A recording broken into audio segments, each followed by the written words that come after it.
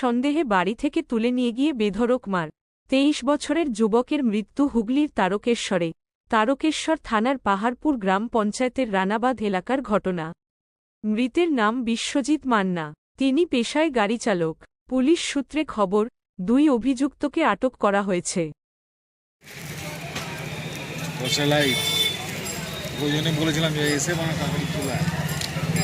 phone ধরার সময় নেই দুটোদের, এটা ডিলিট করে আমি বাড়া বলে